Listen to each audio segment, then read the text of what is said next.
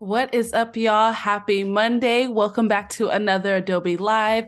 My name is Idara Ekpo. I am going to be your host today, and we are joined by Nathaniel Dodson. Nathaniel, how are you doing? Good. How are you? I am good. I'm good. Thank you for asking. Really excited for today. We're going to join Nathaniel as he takes us through his process of compositing commercial photography and also covers the technical skills of compositing for Photoshop. So, really exciting stuff ahead.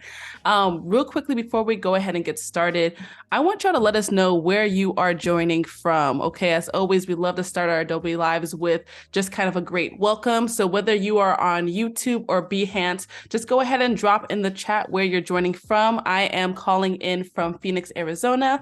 Nathaniel, where are you joining us from? I'm a little outside of Philadelphia, Pennsylvania. It's probably the easiest. Phil, there you go. The easiest way to pinpoint you. Yeah, right. Awesome. So I'm seeing Las Vegas, Toronto. Awesome, awesome, awesome. And real also as well, if you are joining us, make sure that you also subscribe to our new Adobe Live channel, okay? That's on YouTube, so that way you can stay up to date with the latest streams, participate in the Adobe Live community, and so much more. I am seeing the UK, Scotland, Germany. We have people from everywhere, so that is so incredible.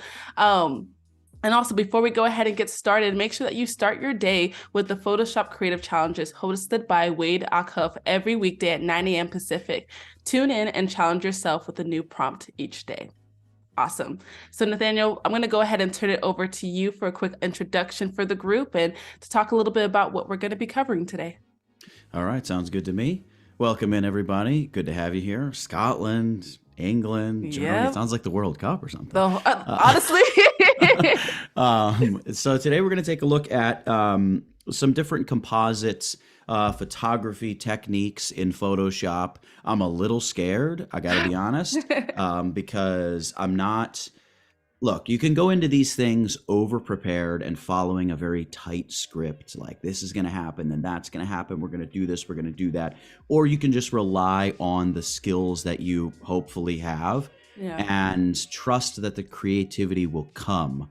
And that's kind of where I am today. It's not that I haven't done any preparation, but I'd rather kind of live free, but a little scared, than constrained tightly and kind of know exactly what's going to happen. Plus, it's going to allow us to naturally run into mistakes, or as I like to call them, creative challenges, which we can overcome together and figure out and learn all kinds of cool little techniques and just all the little stuff. It's the little things that make the big images possible. All of us, well, most of us probably know how to do a lot of this stuff, but it's those little finer details that take you from amateur to pro. And that's the kind of stuff I want to focus on. It's going to be a bunch of fun. We're going to cover it all. It can be your first day using Photoshop and you're going to learn a million things. It can be your 10th year using Photoshop and hopefully you'll learn a few 100,000 things. But that's kind of where we are and what the plan is for the next couple days.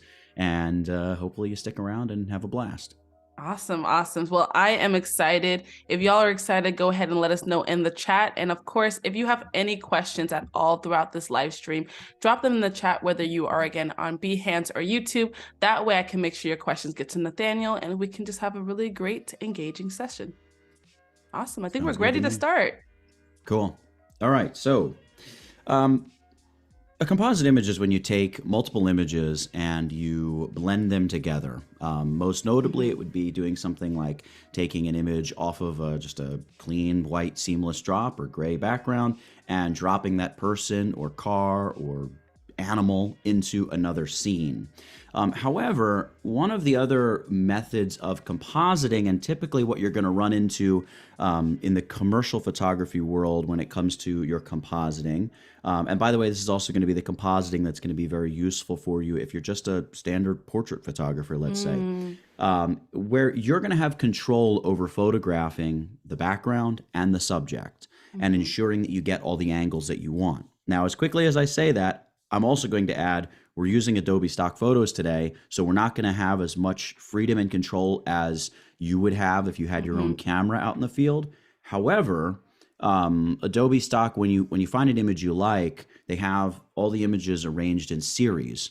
So very often, a photographer who's shot one landscape photo, for instance, has shot maybe 5 or 10 others that came from that spot on that date at that time. of a very similar angle, and everything is kind of the same. So you can kind of get multiple shots of the same background. But when you run into your commercial composite shoots, you can see I've got this sketch laid out here. And actually, Adara referencing a new creative prompt every day for Photoshop earlier in the Photoshop Daily Challenge. You can kind of create your own prompts or find your own prompts and create your own composites from those prompts. Just something like, lost man in a zoo, right? And make a composite out of that, or overly aggressive lawyer and make a composite out of that, or you know what I mean, the self-confident 3-year-old at the birthday party, like any of these kind of things. And there's plenty of websites where you can go and it'll just spit out art prompts at you. And basically, this is what this sketch is. It was just a prompt. And by the way, when I'm working with my prompts and building mood boards for composites and things like that, it's great to have a visual mood board of images, but I think it's even better to have a word mood board, because images give you the picture. Words put you in a space where you're creating the image yourself, and you're just going to come up with images that are more you, whatever that is. But it's not just trying to copy other people when you're trying to perfect the technical aspects. Use words to build mood boards when you're trying to express your own idea of something. That's actually really incredible. I don't think I've ever heard anyone suggest using words on a mood board. It's usually always go and grab all these other images of other people's work and then decide what you want to do from that. But I really love using words as a form of expression and getting out what it is that you're trying to accomplish. So I'm making that mental note for myself. Well, I think it's why you're always going to feel more inspired and frankly be a more interesting person if you read the book instead of watch the movie. Absolutely. Because the book forces you to build the images in your mind, whereas the movie is showing you what the image is. The movie's showing you what the rainy, gloomy day is. The book describes it and you build the scene in your head. Right? So it's a very different way that your mind is approaching, frankly, kind of the same information, the same set of facts. So that's what we have here. The idea was, can we create a composite that is set in kind of a mountainous scene where we have a couple who are newly married, and we're going to drop them onto a path or something. This is very rough. It's just a very loose idea. And as you're going to see, the finished composite's probably not quite going to look like this, but I'm just walking you through the process here. And then when you create an image, right, there's next level thinking, right? The amateur can set up a scene, but the professional, the really deep artist adds meaning by creating a triangle. And what I mean by that is you don't just have one or two components in your image interacting with each other. You have at least three. So don't ignore the secondary and tertiary elements in the story in your picture. Or in this case, we have incredible control over this because it is a composite. So this could be the story of this wedding couple, right? Subject number one being photographed, subject number two. And then we've just thrown a car in the road down in the back, maybe put an angry father in there because he's not quite happy that the wedding has happened or something, right? So we're building the story in the composite by focusing on not one, not two, but three different elements. And you can get very abstract with what those elements are, or you can be very literal, whatever. It doesn't really matter. But by focusing on a second and a third element in your story, you can really build a much deeper composite image.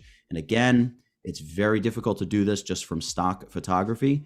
It's way easier if you're already a photographer and you have control over these things and you say, I need to go photograph a photographer from behind who is looking in this direction. I need to go photograph a couple dressed up as if they just got married, or actually a newlywed couple. And then a car also at an angle, at the proper perspective and everything, so I can composite these things together. But this is where it begins with me. So I have that idea that I want it to be like a newlywed couple whose family is not happy with the wedding, and also just the meta of there's a wedding photographer there shooting it.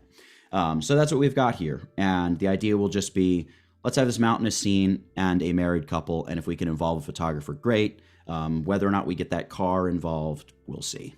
So with all of that out of the way, I'm going to open up my library here, and we'll take a look at some of the Adobe Stock photos that I put into there that we can take a look at. Some of these are purchased, some of them aren't. The ones with the little shopping cart, they're not purchased, but you can still open them in Photoshop and check them out.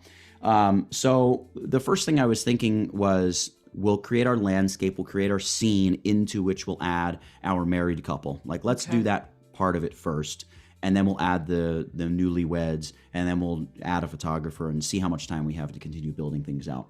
As you can see, I have, well, I don't know how well you can see it, but I have a bunch of different landscapes here.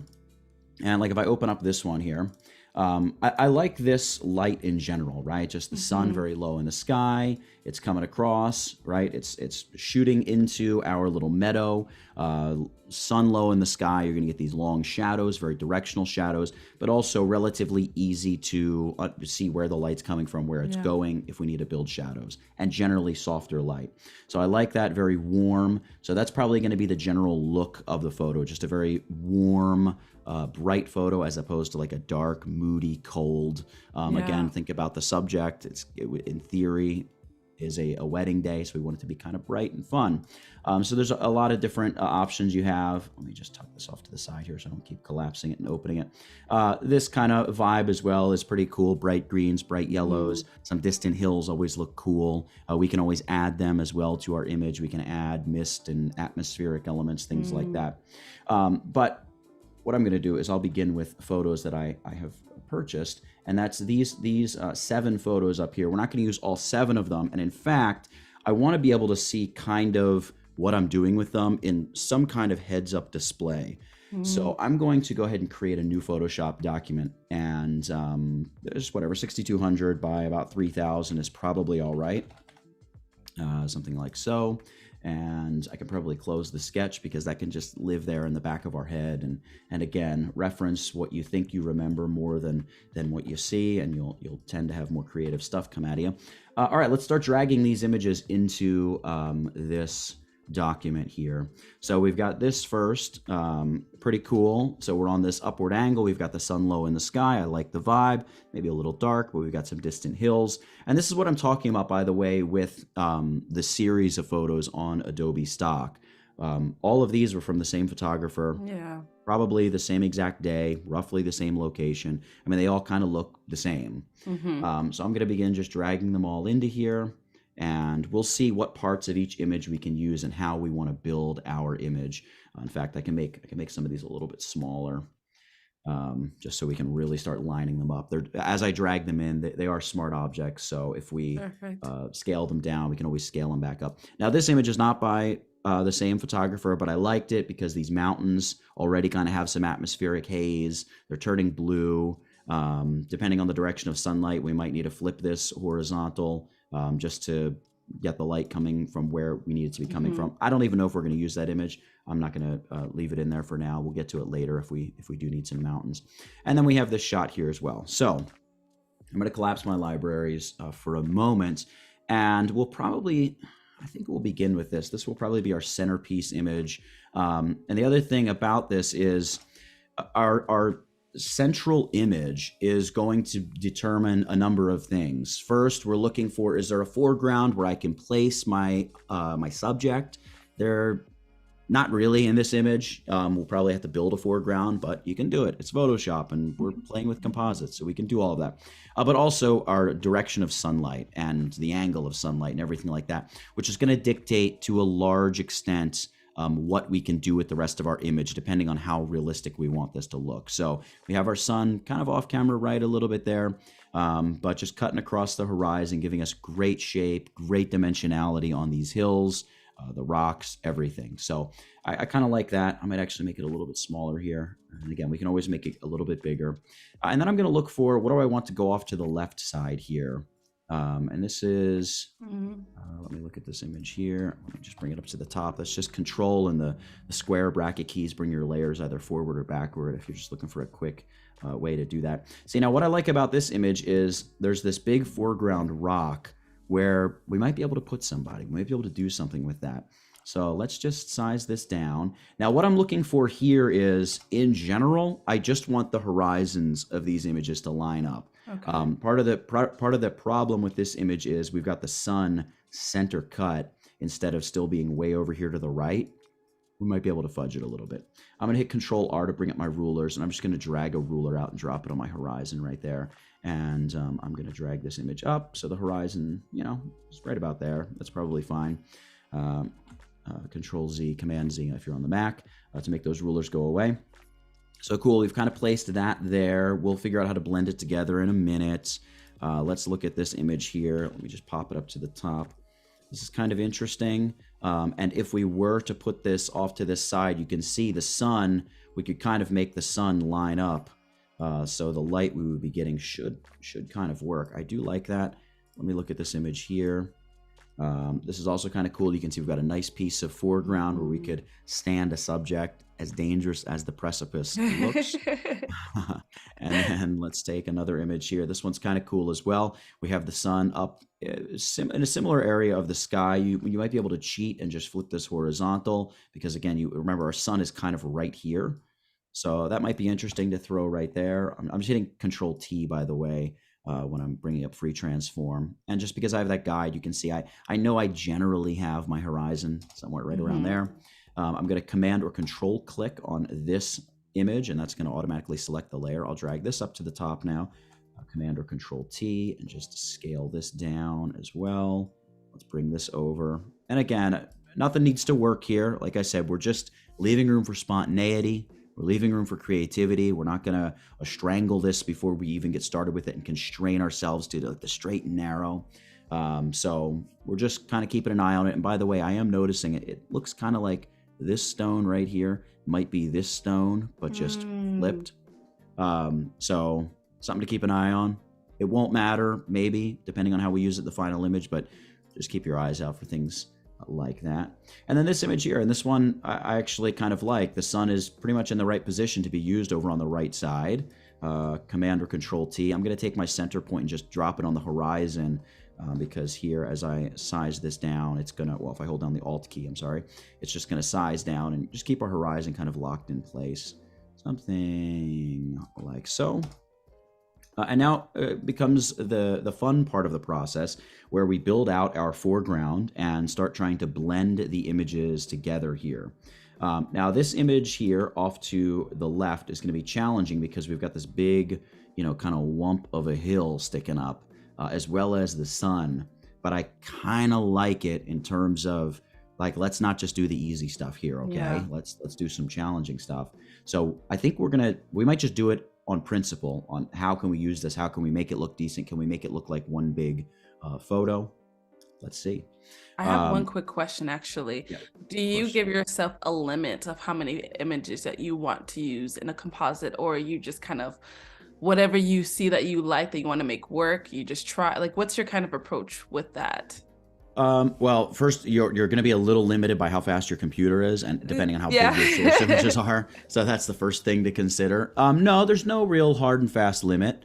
Like, one of the things I try to keep in mind is, again, remember this whole idea of building your own scene, your own landscape. It's with the thought that you as the photographer would be out there capturing these photos and saying, oh, I love this. Oh, I like that. I don't really like this shot, but there's this really cool Balboa tree or something, and I want that in the picture. It's in the same light, so I can just scab it out of that image as long as I shoot the photo, and then I can put it in the scene where I want it to actually be. And because I'm photographing it all on a Tuesday evening when the sun is going down, all the light's going to be the same, and it's all going to look great. So no, there's no real limit. And a lot of it is artistic. As you're putting it together, you're going to see an area, wow, that looks kind of empty. I want something else in the middle ground there, or I want something in the foreground there. I want to put a big rock there, or a small tree should be there, or I want to put a little grizzly bear or something. I don't know. Just whatever is going to work within the context of the story you're telling. So there's not really a limit, but there are limitations usually in terms of the tech you have, or if you're using stock photography, and you can do all this with stock. And the techniques that I'm going to use, they hold for more complex composites like we're working on today, but they also work for just your simple, hey, I just have a waist-up picture of myself. I want to put something different behind me. I want it to be a street in Brussels. Okay, well, all of this stuff will work for that as well. You might not create a complex background, but maybe you will.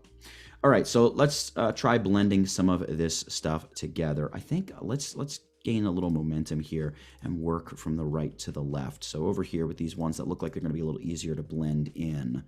I'm going to bring up my ruler again. Just Control and the semicolon is how you're going to bring your ruler in and out, or hide the guides. I'm sorry, not the ruler, the guides. So what I'm looking for is natural ebbs and flows, contours in the environment that may mesh well together. So a couple of the challenges here with this photo, we do have this kind of top of this berm, which we could maybe line up with right where this hill comes through, right? You can kind of see how that would sort of line up. And if we change the color and blend it together, maybe we can make that look like it just sort of flows and runs off a cliff. Interesting thought. Here in the foreground, a little more tricky because we have the middle ground grass, which is very small. It's a very fine texture. And then over in the photo on the right, it's big grass. It's a chunky, sharp texture. That's going to be more challenging. But we're overlapping these images. So we could save the top part here and erase all the way until we get to like this grass over here and just take out all this bigger chunky stuff and just have the image on the left come through instead. So that's one thing to think about. Interesting. I'm not sure if we're going to go with that photo. I'm just walking through what I'm thinking of when I see this.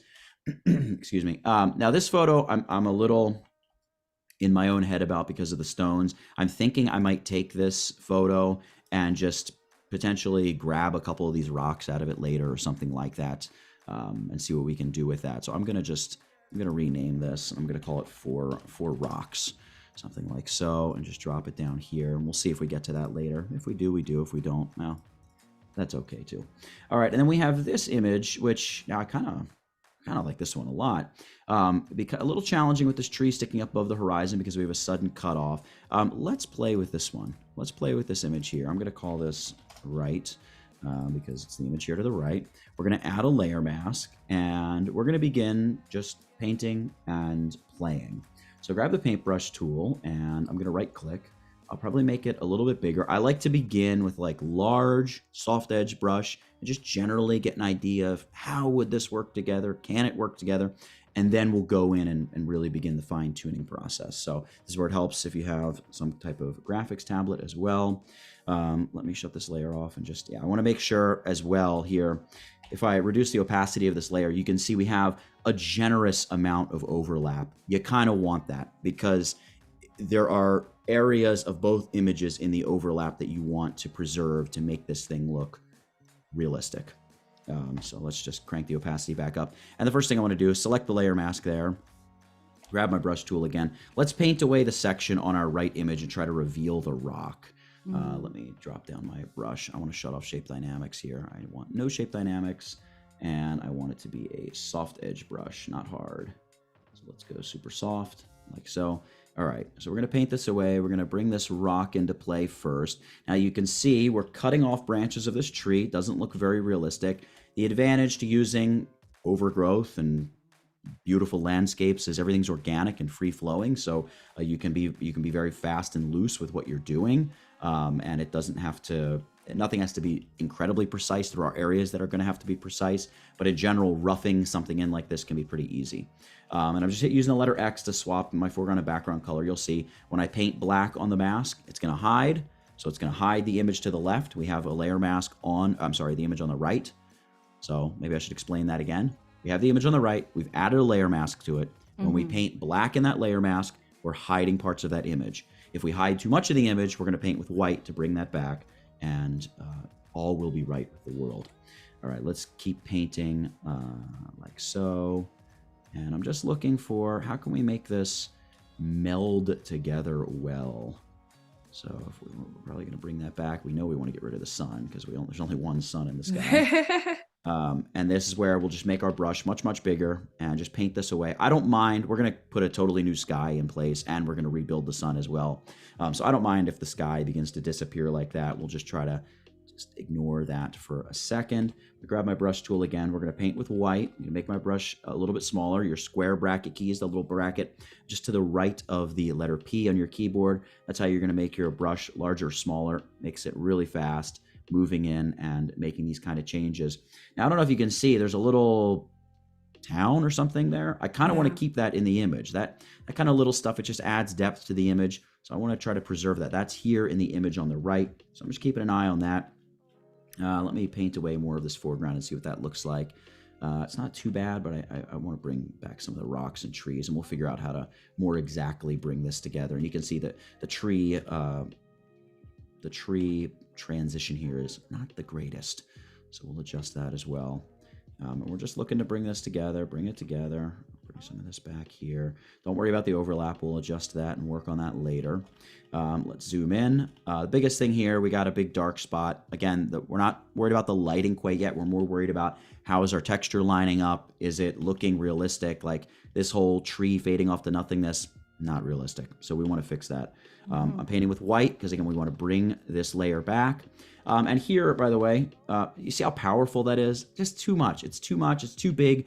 We're trying to blend these images. So this is where we're going to go and adjust the opacity, not the flow, but the opacity of the brush. It's going to give us incredible control. I'm going 30% opacity, and it's just going to allow me to paint multiple strokes and just bring the tree back without really bringing the tree back. Yeah. And it's going to just really begin to build things and layer this in for us.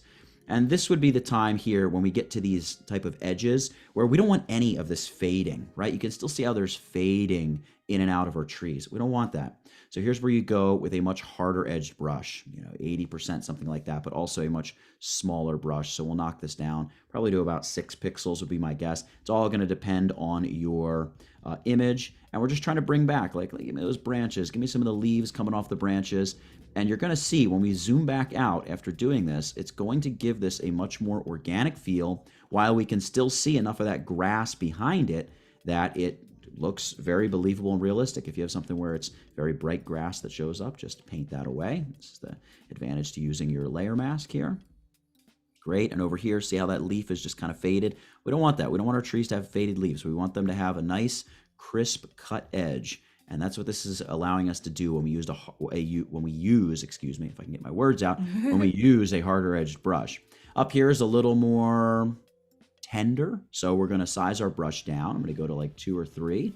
And I'm just going to try to paint over sort of some of the leafy areas because we really want to save all of these cool backlit hills in the background area of the image. So, well, I guess it's technically middle ground. But I'm just sort of painting anywhere I like. Who cares? Nobody knows what a tree looks like. We can identify treeness, but we can't identify a tree. So as long as there's treeness, people are going to know it's a tree. And here we go, just painting in just random strokes here and there and everywhere. And it's going to have enough treeness that it looks like a tree that hasn't been just harshly cut between our 2 images. Yeah. And like this, we begin just blending and blending and blending and moving our images together. Now, you may have noticed that there's some errant beams of sunlight that are not coming from the sun. They're coming from what was the second sun. We're going to take care of that stuff later because we're going to have some of that shows up in the image over on the left as well, if my memory serves correctly. I'm going to paint with more white up here. I'm making my brush a little bit bigger. I'm going to make it soft again. I'm going to hit the letter 0 to return the opacity of the brush tool to 100. By the way, hit any number and the brush tool will go to that opacity. 5, boom, the opacity is 58, it's 80, 0, it's back to 100. Just a nice quick little way to adjust that. We can see we have big color difference here between these 2 parts of the image. We'll adjust all that later. Remember, we're just focusing on texture. All right, let's zoom out. It looks like the image is coming together here. I'm going to just connect the sky. That's going to give us a good idea. We're going to adjust the light and color up there in a little bit. Still needs a little bit of work down here. Let me zoom out a touch. Let me shut off my right image to get an idea of what I'm working with. Okay, so, hello. Didn't want to do that. Okay, so what I think I'm going to do here, we have this very dirty side of a hill, and I want to introduce some of this grass to it. Now, a couple considerations here. The side of the hill very clearly is in the shadow.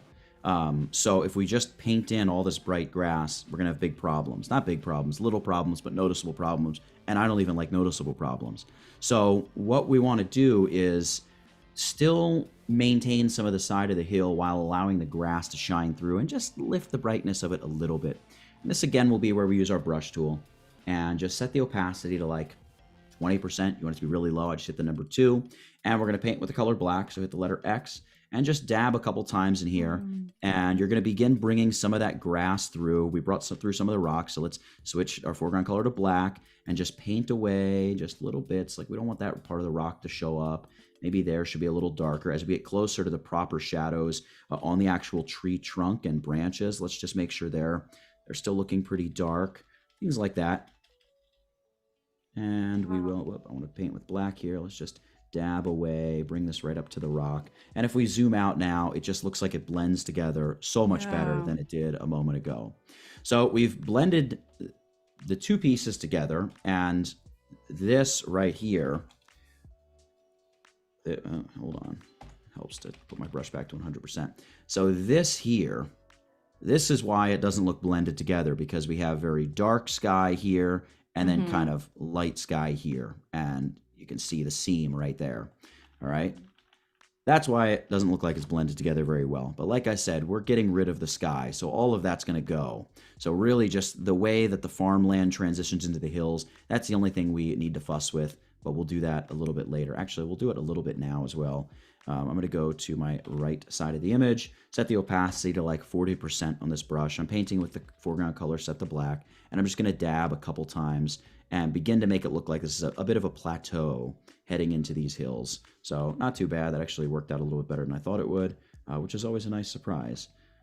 There we go. Ding, ding, ding. And we undid some of our tree there.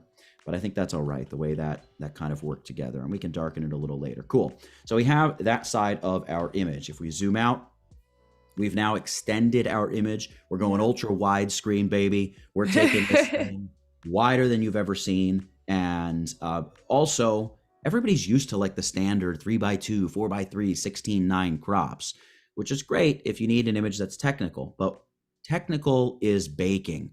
We're cooking. This is art. We're seasoning this. We're flipping it. We're frying it. There are no rules. We're doing what we want to do. So making a nice wide image, we can always crop it later. It's going to add a differentness to the image when people look at it, that hopefully will make them stop and say, something special there. And I just noticed this little line here, so I'm just going to dab that away a little bit like so. And we're going to end up using probably some content-aware fill here on the foreground and just see what AI can give us as well. All right, let's, whoop, I just moved that. Let's make sure we don't move that. We're going to select our other image here. I'm going to delete layer 1 because that was just my notes photo. I'm going to select these top 2 layers and hit Command or Control G just to group them up. Let's just keep this tidy. And I'm going to select this image, and we're going to call this left. Doesn't need to be in all caps. And we will add a layer mask to this as well. Now, just like when we were holding the brush tool, we could press any number to go to like 50% opacity, hit the number 5, 80%, go to hit the number 8. Well, when you have a layer selected and you are using the move tool, you can do the same thing, but with layer opacity. So hit the number 5, we got 50% opacity. Pretty cool. That's a little bit too shallow, so I'm going to go 7.5 in rapid succession. That brings me to 75% opacity. And then we're going to drag this. What I'm looking for is the challenge of finding a place where our mountain fits in and also our foreground rock. So that's what we're looking for. And then also keeping an eye on that horizon. So we should probably bring our horizon guide back into play. As long as we're roughly in the same area, we'll probably be good. Let's try... Ooh, how do I want to do this? Maybe we'll try it right about there. See how it sort of almost naturally comes together. That is really nice. Yeah, and then we'll just have to fuss with the texture on the hill and work the trees and all of that. But when you can find something like that, hey, take advantage. Exactly. And Wade actually made a comment, just to your point that you made earlier about keeping the image wider. He said that, the wider is better in his opinion, because vertical can be very limiting. And I really am appreciating you focusing on, especially as a portrait photographer myself, I feel like I always focus on vertical, like this. Yeah, vertical.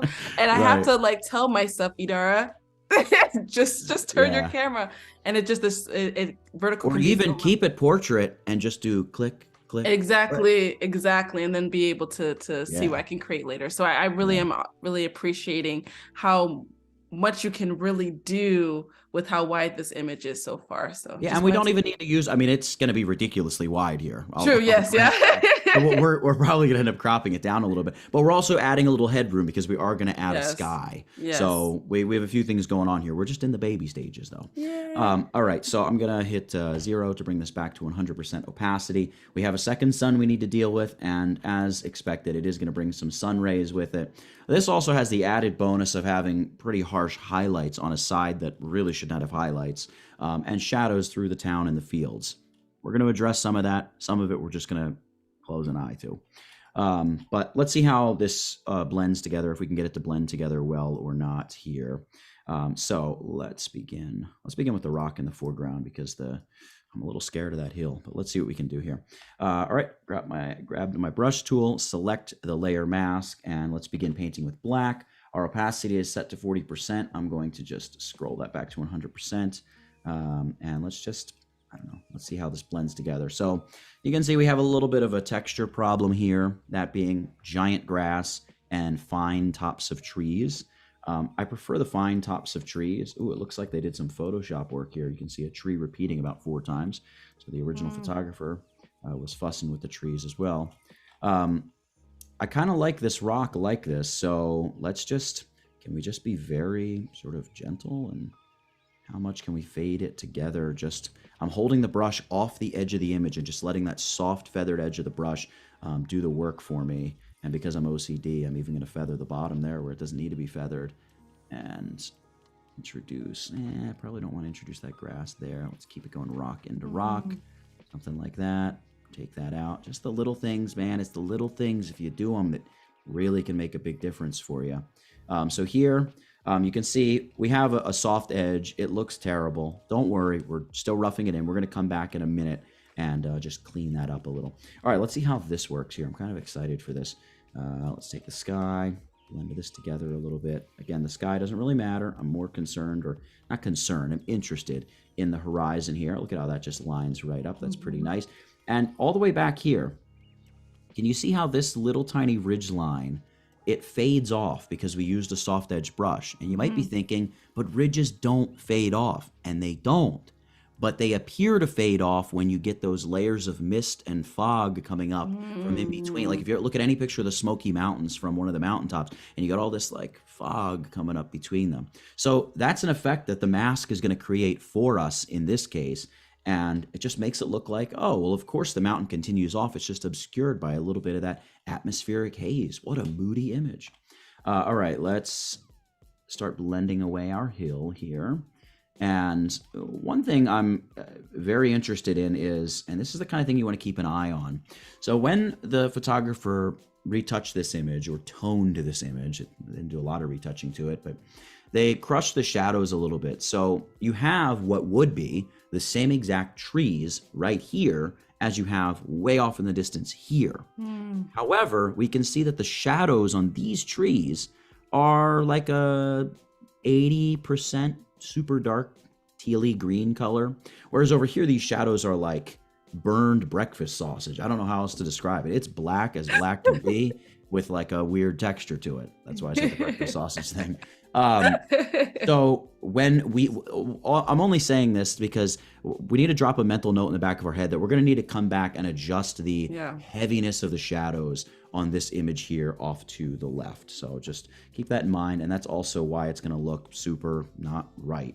But also, one of the things that we can do, we can get rid of some of these black areas with our mask. And also, a tree line doesn't fade like this. A tree line is there, and then it's not, and then you have an open meadow. So we can take some creative liberties with this, and we can harden the edge of our brush, which I'm gonna make it a little harder here. Maybe 50% is probably a little too much. Maybe like 35, 25. Let's 25. That's probably fine. And then reduce the size of the brush to 20 might be good. Maybe a little smaller than 20, 15. And we're going to come in here and we're going to begin painting away. And just at this point, I'm targeting actual individual trees and bits of tree texture that I don't like, right? So like this dark stuff in here, I'm just going to get rid of that, right? Doesn't matter if it's all gone, and just begin blending this edge together like that. So this like big chunky area, what is going on there?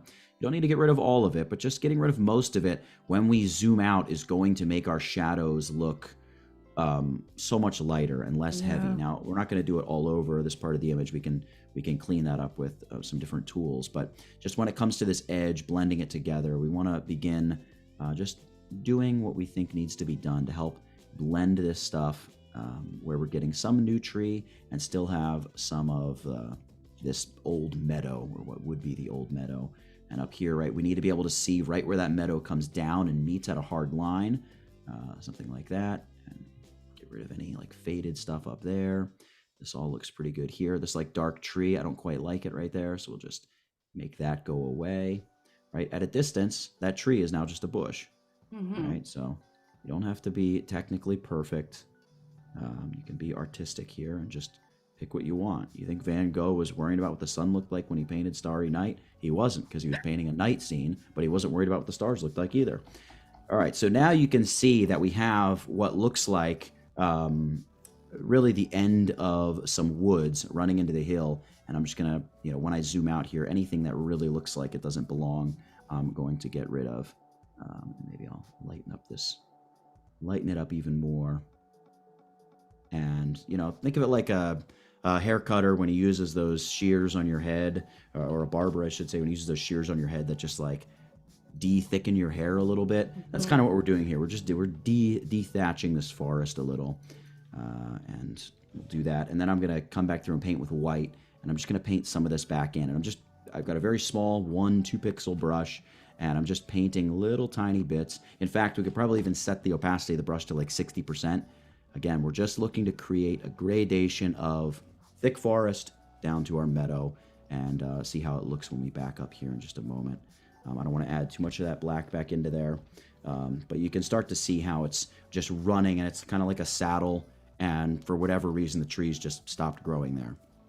So that's one way we can do that. And another thing that we shouldn't sleep on is the fact that we do have the clone stamp tool. So we would want to create a new layer and do this. So just Control-Shift-Alt and the letter N, or Command-Shift-Option if you're on the Mac. And we're going to call this trees. And we can grab our clone stamp tool. Almost forgot the name of it for a second. Make it a little bit bigger, probably pretty soft edged. Hardness of 75 is probably all right. Hold down your Alt-Option key, and let's just grab some trees. Well, let's grab some of these trees here and move them around. Let's reduce the opacity. Maybe make this around 30-40%. Let's take these trees. Let's dab a little bit up there, a little bit up there. Maybe we need more than 30%. Let's go 80. Oh no, I know we need. Oh no, I have it set to current and below. Okay, I thought I was only on my current layer. Let's go ahead. We're going to leave this at. We're going to set the brush to 70%. I'm going to go 70%, 74%. That's all right too. Hold down Alt-Option. We're going to sample these trees. We're going to just dab some of them in right here, right there. Nope, not there. We need a softer edge brush. Let's go about 10-15% on the hardness. Let's also make sure, there we go. We don't want shape dynamics turned on.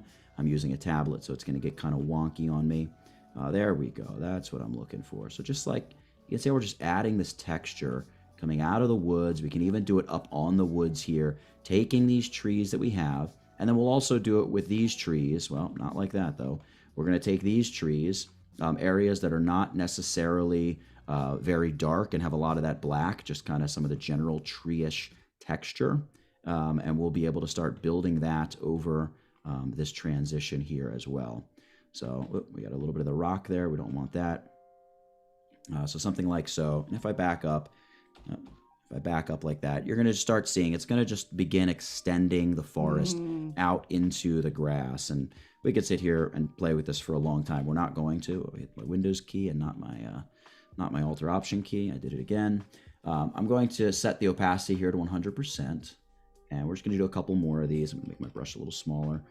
Let's sample some of these trees here. I just want to kind of get some of this out here. Oh, you know what? I don't want 100%. I want probably 40%. Let's just bring some of this. And you can see, if nothing else, what it's doing is it's kind of darkening this transition and bringing it closer together in terms of the color that it is. So if we can just soften that transition, we begin to make it look a little bit more natural, and just a little easier on the eye. We don't want it to completely stand out to us, and it does completely stand out right there. That looks a little bit too much like a line, so we'll throw a layer mask on this layer, grab our regular brush tool, make my brush a little bit bigger, hit the letter X. We're painting with black as our foreground color, and we're just going to gently dab that away, just like that, just to allow that to blend a little bit more like so. So we could spend a lot more time on that. We probably won't though.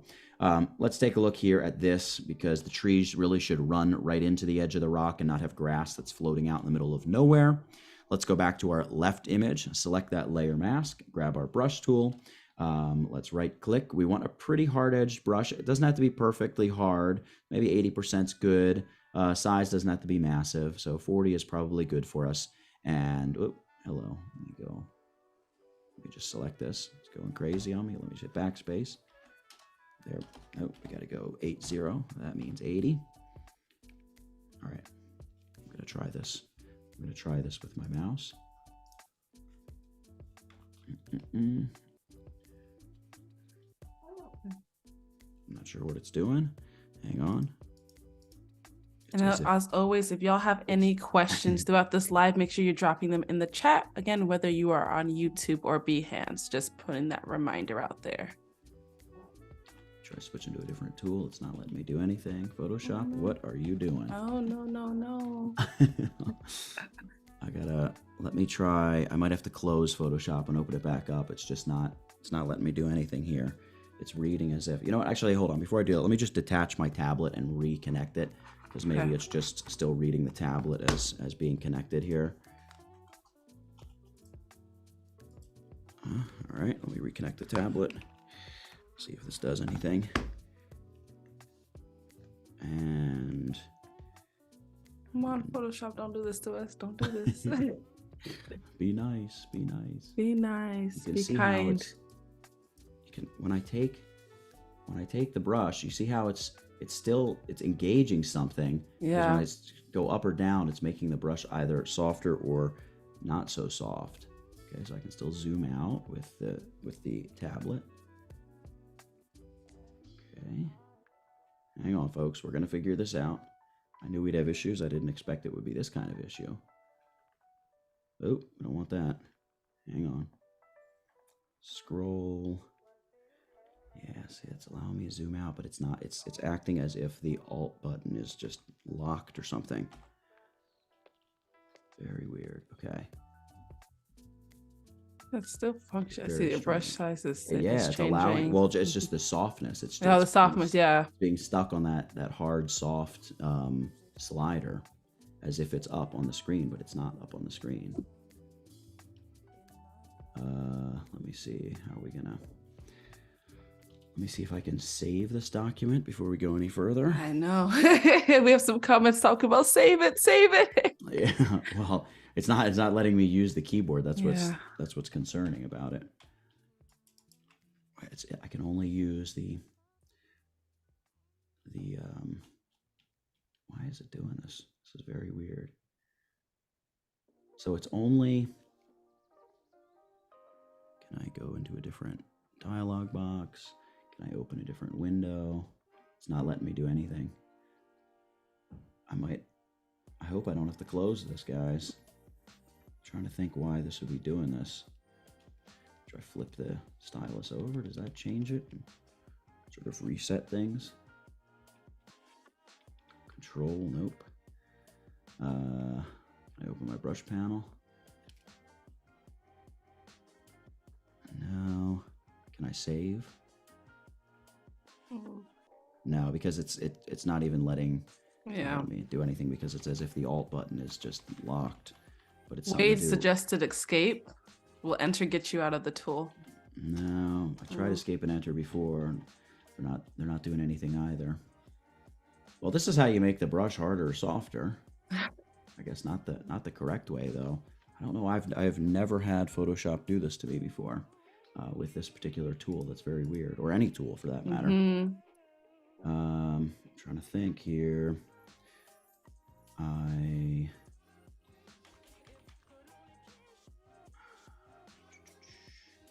Let go.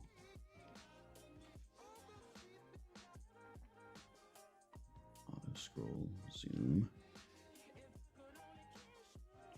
Another option, hitting Control Space Escape was another comment.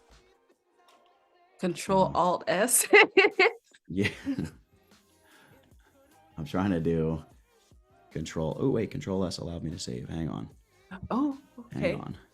It wasn't allowing me to do that just a minute ago. So let's save here. Beautiful. And if I have to just Control Alt Delete and dump Photoshop and come back, we'll do that. A little bit of technical support here, I guess. All right, let's try this. All right. Here we go. Hello. All right. Sorry for the delay, folks. These things happen. It's a complicated business. Exactly. They happen. They happen. Yeah. You got to be ready for the curveballs. Yeah, exactly. Well, this is Adobe Stock for anybody that's wondering. How long have you been doing composites for? So I started wedding photography about 14 years ago, and I got into commercial photography about 3 years after that. So Mm, at this point, probably like 11 years, and I was doing composites pretty much out of the gate. Not well, but I was okay. but I was doing them, and just it's a journey. It's always something to learn, always something to Yeah. experiment with. No, All absolutely. right, let's And see if some people are making some comments about what you said earlier about creative challenges. it's almost as if I knew it was coming, but I didn't. Well, Yep. I knew something was coming. I just didn't think At it was there. least at Oh, least it's saved and we're back yeah, in right. business. All right. So where were we? We were working on this floating grass, Yes. and we had just selected the left image, which is the image off to the left. Select the layer mask, and then grab the brush tool. At the risk of doing exactly what we did, I'm going to harden the brush here. And there we go. Hey, look at that. That worked that time. And we're going to paint with black. And I'm sorry, we're going to paint with white because we're going to bring our trees back. We're going to bring them back to the edge of the rock. And we'll just make sure here that the edge of the rock is established, nice and firm. But you can see that still there's this area where the grass runs right into the tree. So is there a way we could blend this together a little bit better? Well, first and foremost, you're probably never going to notice it, right? It just looks like, well, of course, the edge of the rock is there, but it probably could still be a little better. So let's come up here and reduce our hardness. I'm not going to right click. I think right clicking with the stylus on the Wacom is what caused it. So I'm going to be a little paranoid about that. I'm going to just come up to here and adjust the brush. Let's go a nice soft edge brush here. And we're going to try to fade some of this together. So I'm going to paint with white because we're going to bring some of the tree into the rock. I'm going to undo that. We're going to set the opacity of this brush to about 20%. And we're just going to just gently, quietly dab it in there, and then hit the letter X and just dab away any hard edge lines that appear, things like that. And that kind of blends that bit together a little bit better right there as well. So that's good. That sort of blends that together. This part of the tree probably needs to be, this part of the hill, I'm sorry, probably needs to be brightened up a little bit.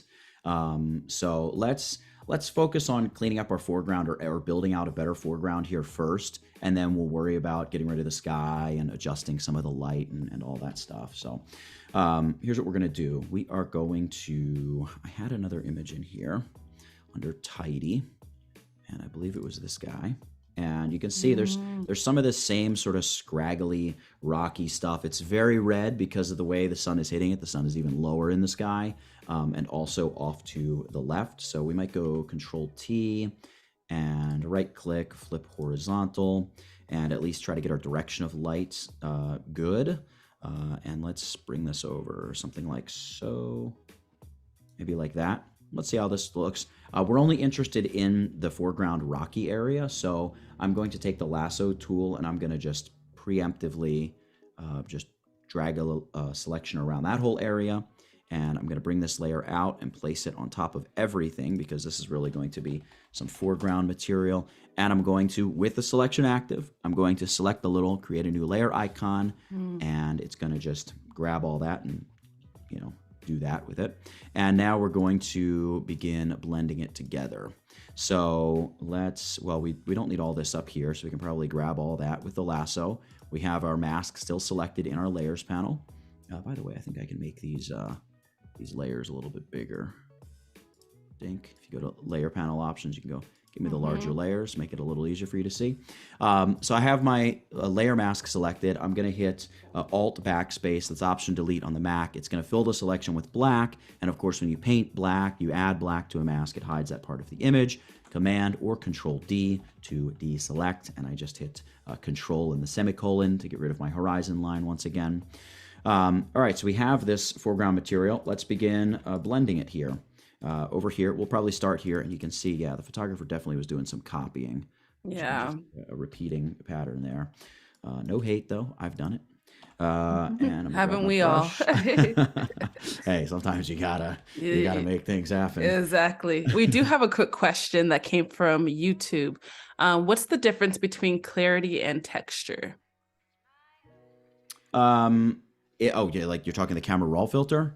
I would say, Um, yeah. I don't. I'm sure there's a technical difference. I would just say you know it when you see it. Clarity Yeah. is a contrast adjustment for the midtones of your image. Is the easiest way to understand what clarity is. It adds what you would refer to as a midtone punch of contrast to your image. And I would venture to say that texture appears to be kind of the same thing but much more granular. Like Mm, what texture is to me, and this is not Adobe in a classroom here, what texture is to me is if you stood in between the sharpness slider and the clarity slider. hmm. And whereas clarity is gonna can add those big halos and all that kind of stuff, but you're gonna get a much more punchy, kind of not great effect when you go overboard with clarity. Texture is gonna do stuff like texture. Texture in this image would bring out the detail on this big stone much better than just bare sharpness would. Hmm. But clarity would bring out the tonal differences in just the largesse of the trees much better than texture would. Whereas sharpness would bring out the detail of the fine branches and edges of the plants and whatnot much better than either texture or clarity would. And this tree's bothering me again. Let me come back to this. I'm gonna just create a little tiny brush and just paint some of this back. Oh, I'm painting with black. I'm making it worse. Hang on. And this is all part of the process. Just going through and finding stuff you don't like, finding stuff Hmm. you do like, and I know it looks bad because it's so spiky, but I'm gonna give it all a haircut in just a second. I'm creating the texture up to the point where I'm gonna give it a little trim. Make the brush a little bit bigger here, a little softer, in between soft and hard edged, just kind of medium brush, and maybe 20% opacity, and then we'll just dab some of that Yeah. down, kind of like that. Just bring back a little bit of texture where we need it, like so, and then we got to fade that back together because we're making a mess. Just like that. It's just a process. Every time you want to change something, there's something else that breaks and has to get fixed, and such is life when you're doing this Just kind of like, stuff. yep. All right, so that's good. Well, sort of good. Can you see? I don't know if you noticed that. So what I'm noticing when I zoom out, there is light on the underside of this tree that shouldn't be Mm, there. And all it yes. is, it's a branch that's there, but it just doesn't look right. Yeah. So I don't even need to take it out. Again, just a brush, 20% opacity, 40% opacity, paint with black, and just paint over it. Force it to blend with the background a little bit Yeah. more, and it just blends it right together Yeah, that's much nicely. better. Still looks a little fuzzy for my liking, but let's focus on the foreground because that's what we were doing. All right, back to the foreground. I want to get rid of this doubled up rock situation here. I'm going to make my brush a little bit bigger. I'm going to set it to probably 80% opacity, so I hit the number 8. And I don't mind this large, grassy stuff in the foreground. That's not bad. As I completely paint it away, let's just blend it into the rock. Cool. And then let's get rid of some of that. And with these rock textures, rock is pretty forgiving as long as the light is similar. In terms of coming in with a soft edge brush or a hard edge brush, you can do a lot, and it's not too difficult to blend it together and get a decent transition. That being said, we might still come in here and adjust some of this because there aren't a lot of fades in nature. Let's take this down. I'm just getting rid of the hard edge on the top of all of this first, because really, if we shut this layer off, control and the comma key, we really just need, you can see we've got a lot of overlap here. We really only need like a little bit of something down here and to fill this in. And we could go content aware fill, but I suspect that's probably why the photographer had a little bit of redoubling, is they just went content aware fill and weren't very careful with it. Again, I've been there, no hate. Let's just get rid of this hard edge here. Something like so. We don't have to make it perfect, but, perfect is better. there, something like that. So the texture is just, it's too big here as it runs into the base of this rock. So we'll address that in a second. I want to clean up the top of this rock and just make this a bit of a harder edge. A couple ways we can do it. We can do it, of course, with a hard edge brush. You could also use the lasso tool. So you can grab the lasso tool and just drag a selection along the top of your rock. And even if you trim the rock a little bit, nobody's memorized what every rock in the world looks like. So they're not going to know that you just trimmed part of the rock off. So something like so, and then just fill it with black, Alt Backspace, Command or Control D, and you just get a nice hard edge on your rock like so. And then we'll just get rid of some of this grass here in the middle. I want to soften my brush again, get rid of some of those grasses. And like I said, we have this issue here where I don't know that I'm in love with that. So we may end up doing some content aware fill in there. Let's bring the rocks back to here. Those don't look too bad. And I'm going to hit my letter X. I'm going to zoom in and I am going to soften the edge of this just a teeny tiny bit. Just coming along here, just so it doesn't look pixelated, because things also, when you go out in the woods, are not pixelated. So if we just give it a little bit of a run over, it doesn't need to be perfect. Some parts of the edge can still be and will still look good if they're really hard. But like, see how that's such a hard edge? That doesn't look very natural. Yeah. So, and those are the little things. I know it seems like such a dumb little thing, but those are the dumb little things that when somebody looks at your picture, they're just like, something's not right about it. I don't know what it is, but something just doesn't look right. So the more we just get on top of that and get out in front of that stuff, probably the better off we'll be later.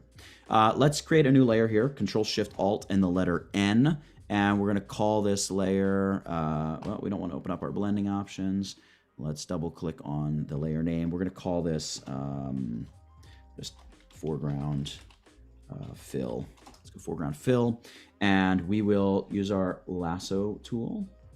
And I'm going to drag a selection right over this. In fact, before I do this, let me just save.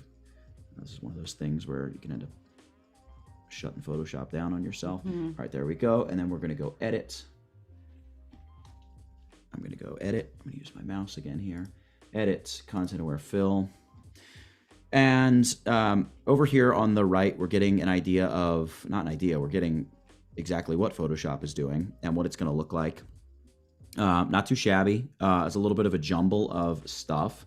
What I don't like is we're getting some of the grass that's over here. So let's say, look, yeah, we really don't want you selecting these grasses. We'd rather you stick with the green rocky areas. That just made it look pretty bad. Let's add some of the rocky areas over here. So we'll say you just come out here and get more rock for that foreground.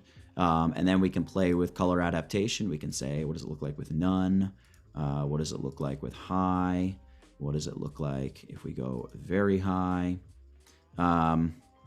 Nah, I'm not in love with any of these.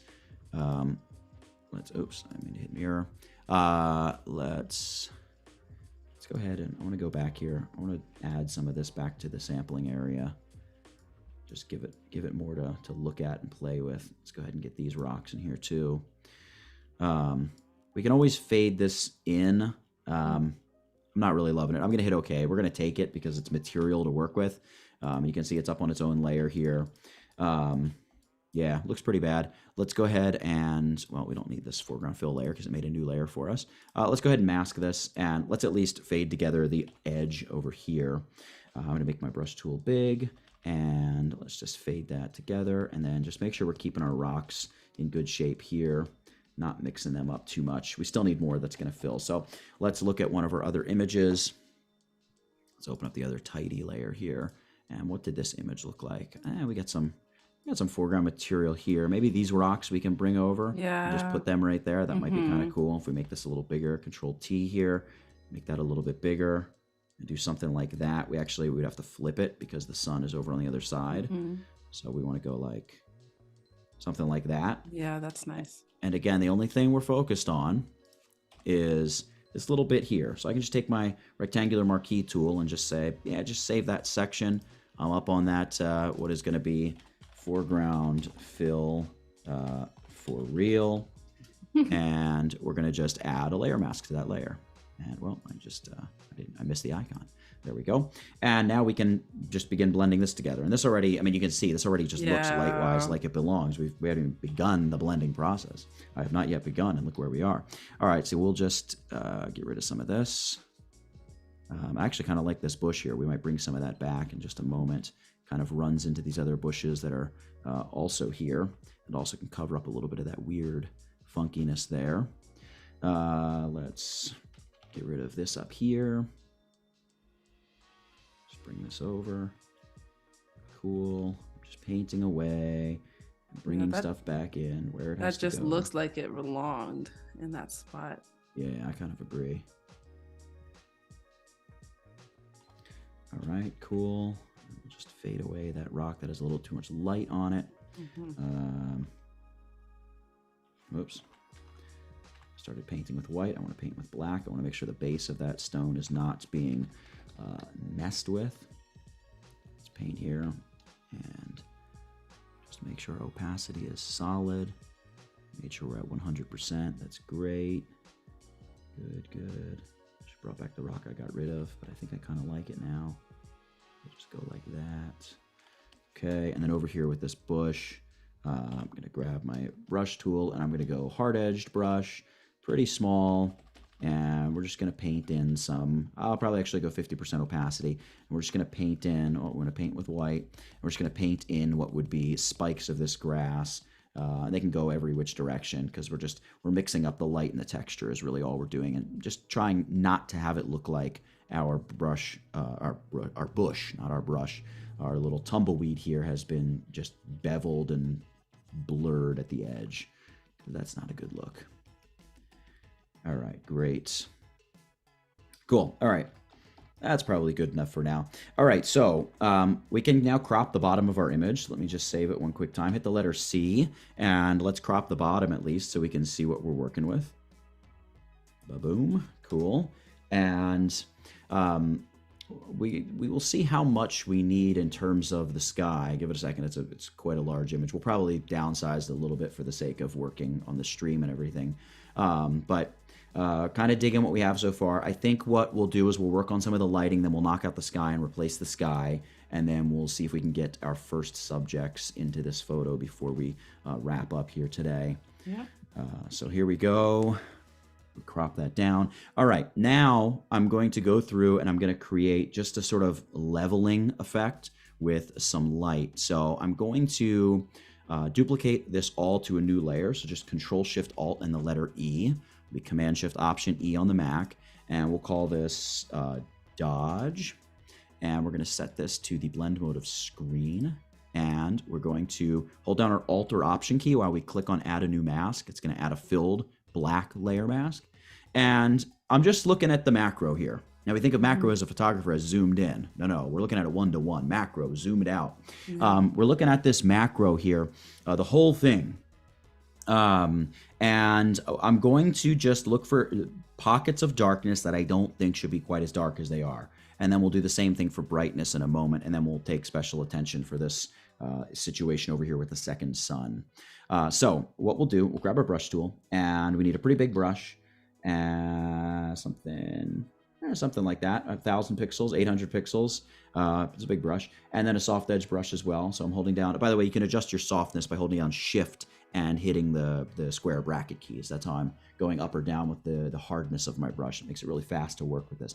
And then I want this to be a very, very subtle effect because it's going to be we're making the forest by making the trees. So it's going to be one little click at a time, and lots of little tiny changes are going to make one big change. So opacity should be 10%. So now we're going to paint with white as our foreground color. And I know here this area needs to be brightened up a little bit. So we're just going to dab some brightness into there, dab a little brightness into the foreground. We are going to darken up the foreground a little bit later. I probably did not mention that before, but it's good.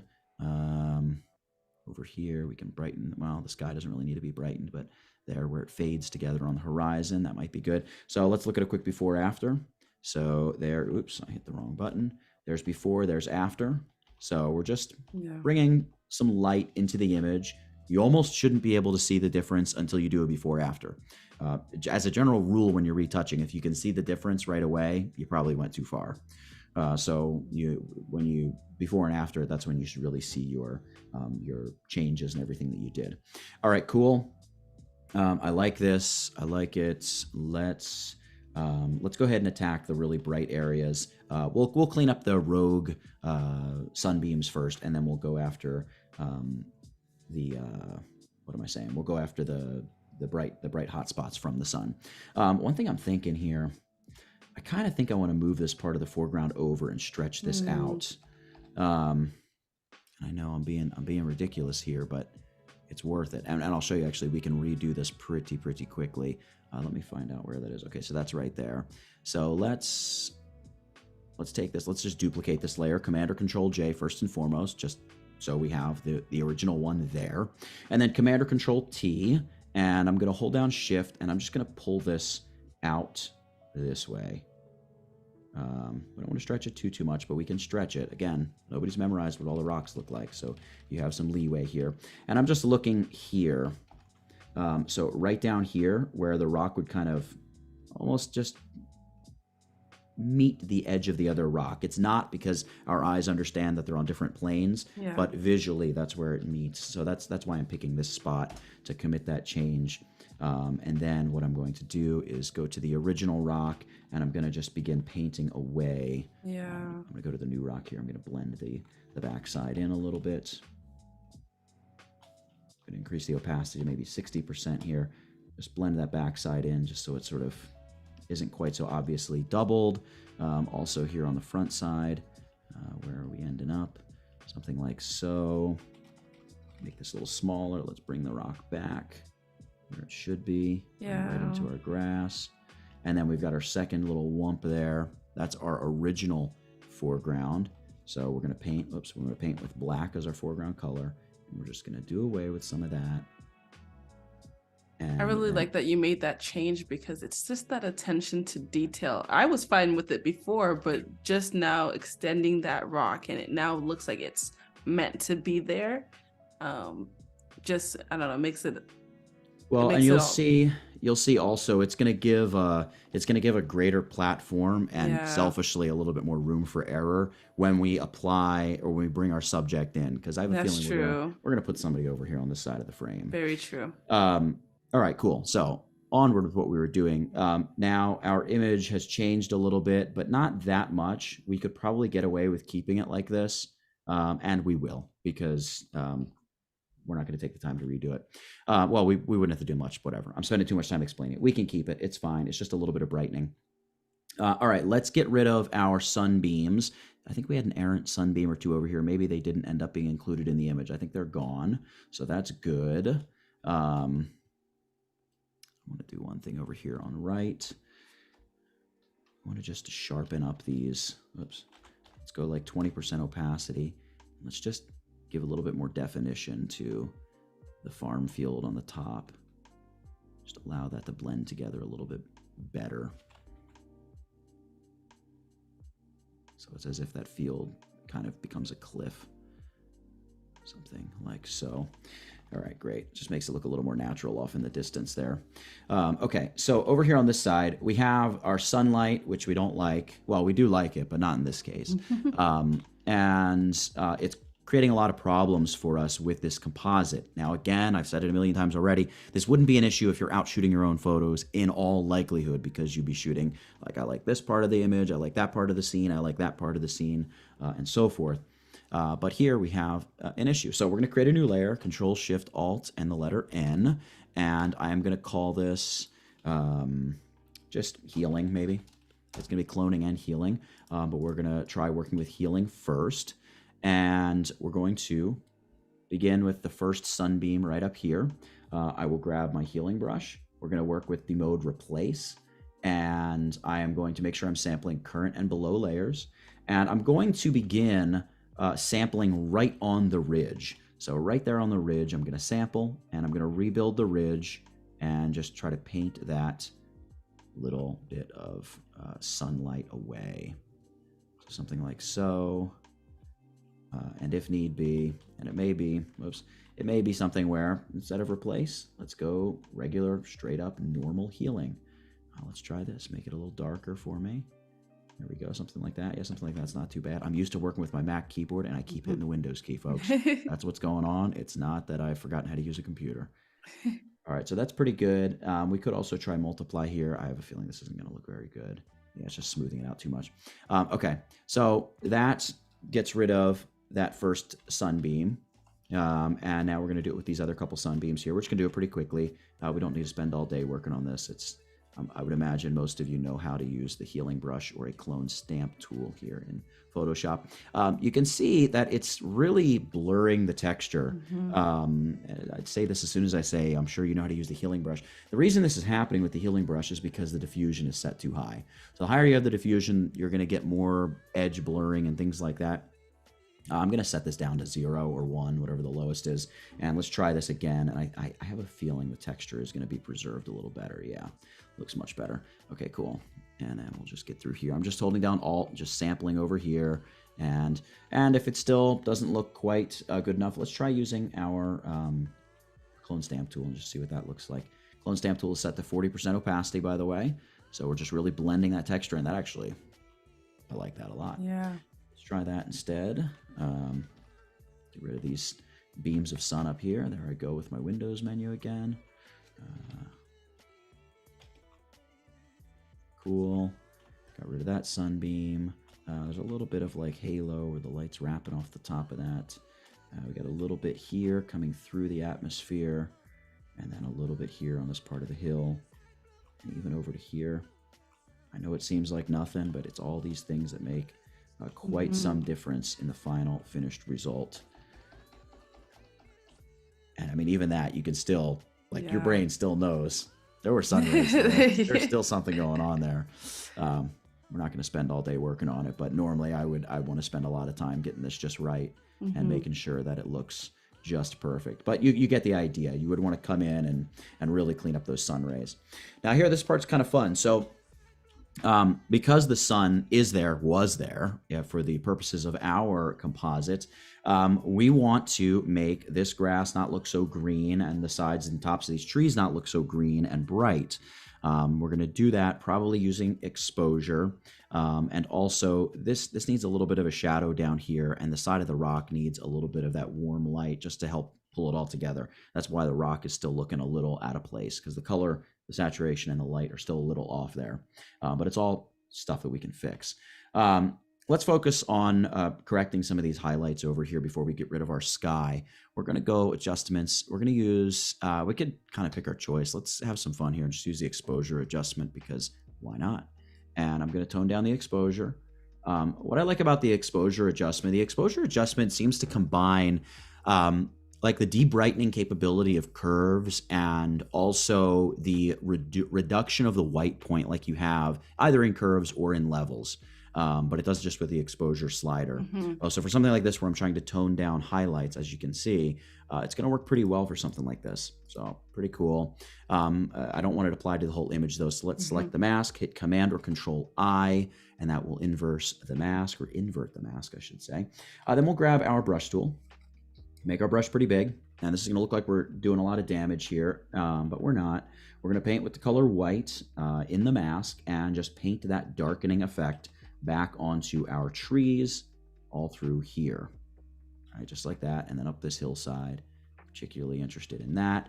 And maybe even here along the field, right? We got that kiss of light happening. Right across there, right across the top of that ridge line, and there as well. And then the question is, we got a lot of texture here. We've got a really complex mask that we're about to create. Is there a good way to do this? And as you would imagine, Photoshop has lots of good ways to do lots of different things, and this is just one of them. So what we're going to do is we're going to double click on the exposure layer, and not the name of the exposure layer, but just like below or around the word exposure, and open up our layer styles, and we are going to use our blend if sliders. So well, first of all, if I just drag the underlying layer's white slider, you're going to see all those really bright green areas? That's what we want to target. Those are the bits that we want to be darkened. So instead of getting rid of our darkening effect on those, we actually want to keep the darkening effect there. So we're going to drag from the darks, And we're going to say, look, blend all this together. And when it starts to look like, you know, bad broccoli, we're going to hold down our Alt-Option key and click to split the handle and just keep dragging it to sort of blend it and fade it all together, just kind of like that. You can hit OK. And if I zoom out now, if I shut off my exposure layer and turn it back on, you can see we've really targeted in on those highlights. Just toned them down. It flattens out some of the contrast. It doesn't look good initially, but once your eyes get used to it, you'll realize, oh, it's actually pretty good. All right, so let's take a look at our sky and work on getting a new sky in here. The first thing I want to do is just mark where the sun is. So the sun, we want to keep the original sun position. So I'm going to grab my move tool and just drag my horizon line up. And I'm going to hit Control R and drag a vertical guide out just like that. So now whenever we want to see where our sun was or should be, well, it's right there where our guides are now. Okay, so let's get rid of the sky. We're going to do this by grouping all of these lower layers. I can get rid of 4 rocks. Oh, actually, we might have to go back and use rocks later. We don't have time to do it right now. Command or Control G to group all this together. And we're going to call this background with old sky, because we're going to create a mask on this group, which we are going to use to get rid of the sky.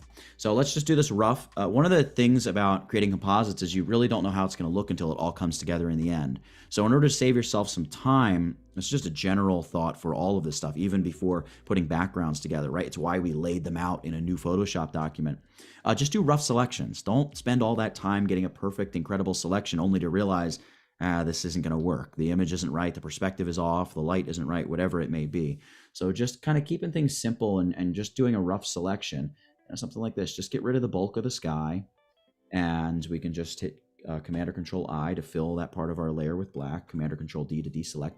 By the way, if you notice, the lasso tool snapped to my guide. We do not want that happening. So we're going to come up here to View and shut snapping off. Because that'll be, well, as you can see right here, it would be very problematic because it would take us right across our little hilltop. And we're just going bit by bit here. You can set black as your foreground color and just hit Option Delete, Alt Backspace on the PC here, and just fill our selection with black as we go. I can come around here, just a quick rough selection like so. Oh, and I deselected it somehow. Let's try that again. This is a newer Wacom tablet that I'm using, and I went with the small Wacom tablet because I love the small Wacom tablet. It's just so portable and nice, and I don't know, I don't like to have to physically move very much, but it's acting wonky today. All right, here we go. Grab that. Alt and this backspace. is probably the most exciting part for me, is watching you replace the sky. Well, don't get your hopes up. All right, I'm going to hold down my Alt-Option key here. I want to slice off that part of the selection because I want to preserve the hill over there. And you can hold down Shift and just add to the selection as well, just like so. And again, it's all just rough selections here. And then Alt Backspace, that'd be Option Delete, of course, on the Mac. All right, so we have a rough selection of the sky. We can get rid of our sun marker there. We don't necessarily need that. Now, one of the things that I neglected to do before I hid that part of the sky was to sample colors off that part of the sky. So we're actually not going to replace the sky so much as create a new sky using a gradient and a little bit of noise. You could replace it with any old sky. And also, Photoshop does have, up here under Edit, Sky Replacement. It's a pretty cool AI tool. My general rule with AI tools, by the way, is use them insofar as they're helping the technical approach, right? Like we used Content Aware Fill before, because if we just had some rocks and grass in the foreground, it's not going to make or break the image. It's just helping us save some time. But when it comes to like generating an entire piece of artwork, I'm not a big fan of AI. That being said, that's not what Sky Replacement is doing. Sky Replacement is, in theory, selecting the sky and providing you with a library of images, which you can just patch in for the sky. I'm going to hold down Shift and just cancel my layer mask, or just shut it off temporarily so I can sample some colors from the sky. The best part of the sky, in my opinion, is the most colorful part here near the sun. So let's make that gradient. We're going to go to our gradient tool, select the gradient stripe here. Let's just, I don't know, open up blues or something. Just any old gradient will do. And we're going to select our point off here to the left, and I'm going to sample that orange. Now you can see it just sampled white. Why did that happen? Well, it happened because I need to get out of this dialog box. It happened because we still have our layer mask selected. And when you have the layer mask selected, you basically have two colors, white or black, and then every shade of gray in between. So you want to make sure you select the layer group itself or an individual layer. Then you'll be able to sample your colors. So let's select that point there on the left, and boom, we got that orange. Let's add a new gradient point around 20% and go with like this kind of hazy color in the middle. Let's add something around 40% and go with even more haze, and then around 60%. And we'll get, kind of one of these light blues here, maybe a darker blue. And then around 80%, we'll get an even darker blue. And then up here at 100%, we're going to go dark blue. And then we're going to artificially make this a little darker and a little less saturated. So just a little bit, and we'll hit OK. And then we can just save this as sky new or whatever, and go ahead and hit new. And you can see I have another sky gradient right next to it. So we actually have our choice of 2 if we so wish. All right, let's hold down Shift and select our layer mask, turn the layer mask back on, and we'll add a layer beneath this, and we'll call this layer Sky. Now, you could go with a gradient fill layer, of course. I don't know. This is the way I've always done it, so this is the way I'm doing it now. And I'm going to just click from right here where the sun is, drag straight up, stop just before I get to the top. I'm holding down the Shift key so it's perfectly straight. And we have a radial gradient selected, which is not what we want. We want the linear gradient over here on the left. So let's try that again. I'm going to start down here, hold down Shift, drag up to the top, and there we go. We've created a brand new sky. It doesn't quite look right because we don't have it all blended along the edge of our old sky yet. But we're going to do that now. So all we need to do here is fade away and paint away the background old sky layer group, because remember, the sky that we just drew or created the gradient for, it's underneath this image. So if we paint with black on this layer mask, it's going to fade away this stuff that's left behind. And there can be a little bit of haze, there can be a little bit of overlap. You don't need to worry about being hyper precise here. You have to remember one advantage that we have with the image that we're working with is the fact that we're looking into the sun. So everything's going to be backlit, therefore everything's naturally going to have a little bit of that glowing haze. Now, don't go crazy and don't just, take a giant brush and destroy your horizon. But you don't need to worry about, oh no, I got a little bit of, there's some other color. See, like that, I'm going to undo that. I'm going to just try to get a cleaner painted line along there.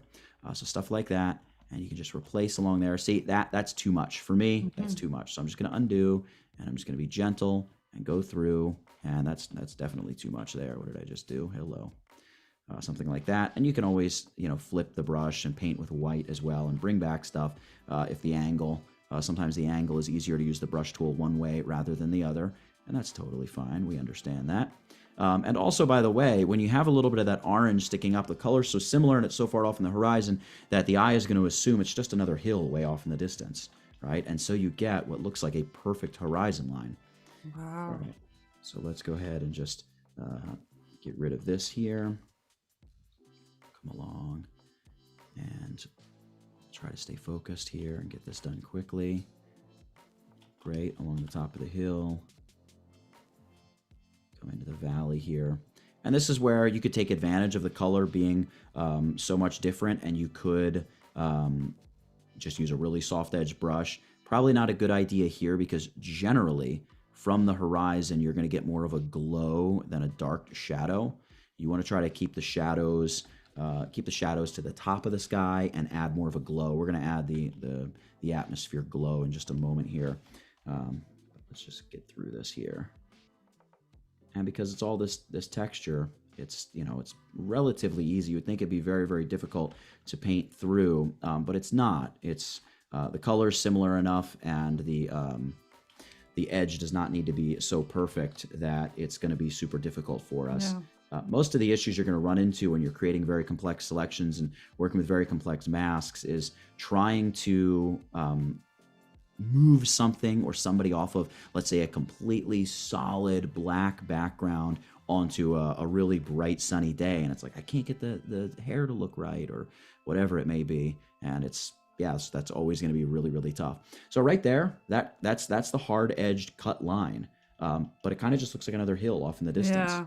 So I'm leaving it. All right, so that's the kind of thing we can just run into little things like that and just decide, you know what, we're rolling with what we got. Great. Coming across here. Just like so. Dab that. Somebody said, but we like the two suns, all of that work. Yeah. Imagine you'd never have to worry about weird tan lines. Everything would be down from multiple angles. Exactly. Like those little apparatus the old Italian ladies would use with the mirrors shining back in their face or whatever. No, thank you. Although double the vitamin D, I suppose. I'll take that. True. Especially during this time of year. Yeah, exactly. Right. There we go. Just painting through this. And by the way, this is where the rotate tool can be very helpful. You hit the letter R and you just rotate the entire image temporarily to just the angle that works best for however you physically use your wrist on your tablet. And for me, using a nice angle like this, I can just get these little, licking, whipping motions, and just like that, cut through here pretty quickly and clean that up. I'll come back through here and just straighten that line out a little bit. See that kind of just, I'm gonna leave that. That looks like that should be there. Let's come down here. May change my mind here. Let's bring this haze together. Something like so. That looks good. And we'll come through here. I gotta make my brush a little smaller. If you make the brush too big, you're gonna get a lot more of this kind of stuff around the edges where you just accidentally do exactly what I just did there. So that's the advantage is it's a lot faster if you don't do that. The disadvantage is it's a lot slower if you do what I just did. Back this out a little. Great. Cool. And don't do it all in one big stroke, because if you mess something up and have to hit undo, you just undo all of your work, which that's no fun. All right. Cool. Ooh, hello. What did I just do there? All right, I'm going to make this a bit smaller here. In fact, I'll actually probably take the lasso tool along here and just try to cut out some of this stuff that's a little bit too glowy. I'm just going to fill that with black. I'll just sharpen that horizon, and then the top of the hill shouldn't be glowing dark like that. That means something's gone wrong. And remember, these are organic shapes, so if you recut a hill, nobody's going to notice. Hit the letter R, you can just hit the reset view button, and it just brings you right back. Oh, hello. I thought it was on my move tool. There's still a little bit of glowing up here, so I'm just going to cut that off real quick. Bing, fill that selection with black, Alt backspace, and then Command or Control D. All right, so we have this little situation here where we've totally replaced the sky. It really simplifies the scene as well, because you just don't have the junk that's up there. Let's try adding a little glow to the horizon while we're here. Again, with the gradient tool, let's set our foreground color to white, like so. And we're going to come up here to gradients. Under basics, we have our foreground to transparent. And we're going to go ahead and just try painting a little bit of a glow here. I'm holding down Shift and dragging straight up from the bottom. And it doesn't matter if we go too far. We have an opacity slider. We also have blend modes. We could try something like overlay. What does that look like? Oh, and I did that the wrong way. Hang on. Let's undo. You probably want to make sure you do this on a new layer. That's the smart way to do that. Okay, there we go. There we go. Just want to make sure I brought us back to where we were. Let's call this horizon glow or something like so. All right, grab that gradient tool again, and we'll try this again. Yeah, so, I mean, something that's too much. Something like that's probably good, and we'll try setting it to the blend mode of overlay. That's pretty strong. Soft light's a little more gentle than that. So something like that's probably good. Yeah, I like that. Okay, so we've done all of that. Let's go ahead and save the image. We've learned. And probably we'll begin taking a look at bringing somebody into this image, and at least trying to get somebody set in here. How much time do we have left for today? We have about 20-ish minutes, 20 minutes. Okay, great. Okay, cool. Yeah, so let's try to get somebody placed in this scene. We're probably not going to do a lot in terms of the coloring and matching everything up, but we'll try to get him in here at least. So I'm going to come back to my libraries, and one of the things we have to think about here is the perspective of this image. So an image like this has a very different perspective than, let's say, there's a particular image here I'm looking for, an image like this, let's say. So the perspective in this image is, if I create a new set of lines here, let's go ahead and grab our line tool, and let's fill it with probably red will be good. I probably need to go ahead and set the stroke to red. I think that would be useful. All right, so the horizon is probably somewhere around here, right? Oops, that's my mistake. Come on. So the horizon's probably somewhere right around here. And then you have all of your leading lines taking you, well, one of them is here. And another one, of course, would be up here, across the top of the wall. And really, there's a lot of them here. This is a very good image to show something like this on because of the number of lines. And where these lines meet over here is going to be, of course, your horizon point. So if we bring this image out and we unlock our background and just fill it with like white instead so we can see what in the world's going on over there. Where your horizon ends up meeting up with those lines is what we call the vanishing point here, if I can get this to come over. So the vanishing point's way off over here. So part of the trick with playing with perspective, particularly in composites, is if we cut this guy out, we now have his vanishing point here.